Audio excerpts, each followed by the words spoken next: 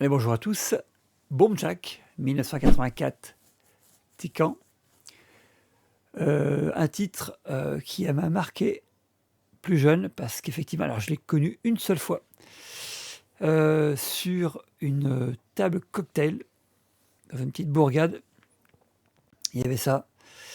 Ça m'avait marqué parce qu'effectivement, tu pouvais jouer à deux, chacun à ton tour. Après, je l'ai revu plus tard, en 89, sur Amstrad CPC. Et d'ailleurs, pour l'anecdote, il y avait une espèce de salon dans la petite ville où j'habitais, Ludoland.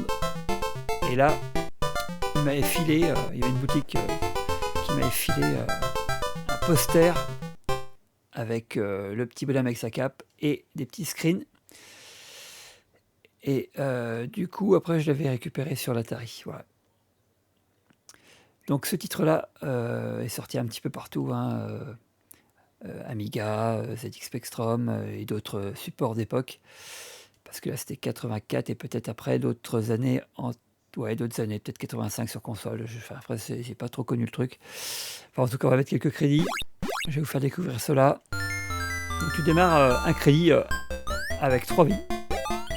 Le gameplay, donc un bouton de saut et du point à glaner pour être dans le high score. Donc dès que tu vas choper des petites bombes qui sont en train d'exploser, tu vas faire du 200 points par bombe, tac tac tac tac, comme ça c'est cool. Ensuite tu vas pouvoir glaner des petits items qui vont t'aider à lâcher dans la merde, à exploser les voilà, à la mode Pac-Man là. Hop là. Touk, touk. Alors ça c'est pas cool, j'ai loupé le dernier et là je suis dans une sale situation. On va revenir sur le gameplay rapidement. Donc tu as ton saut, dès que tu appuies il fait un jump que tu vas pouvoir après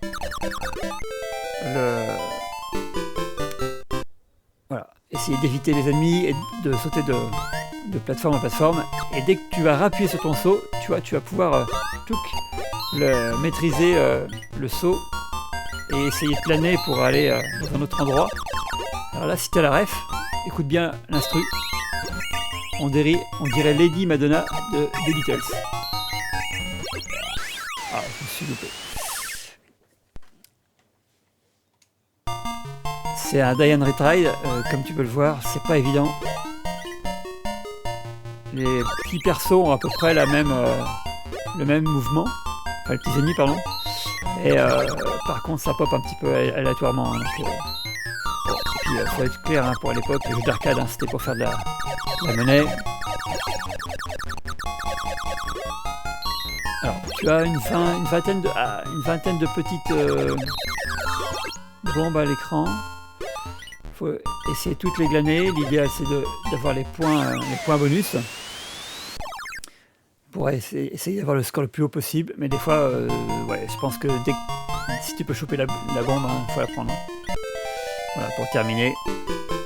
Alors, il y a 5 niveaux de mémoire. On va dire 5 fonds visuels. C'est cool.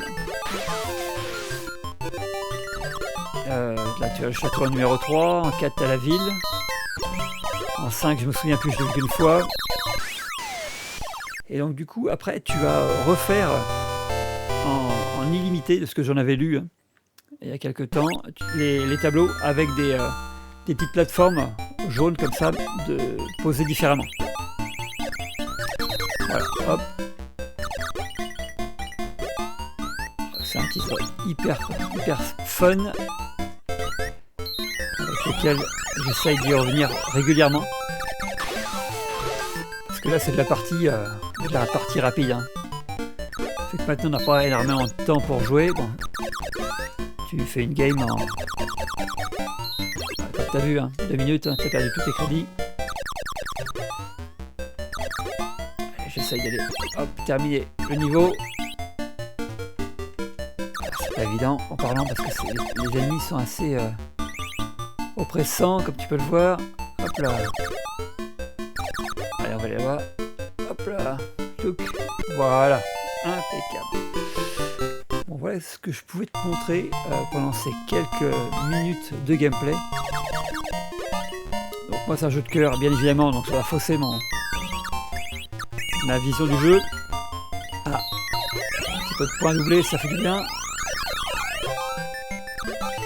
Mais en tout cas, si ça t'intéresse de le tester, n'hésite pas. Je pense que ça se trouve assez facilement sur internet, en mode émulation, en mode ce que tu peux. Allez, merci d'avoir regardé. À bientôt.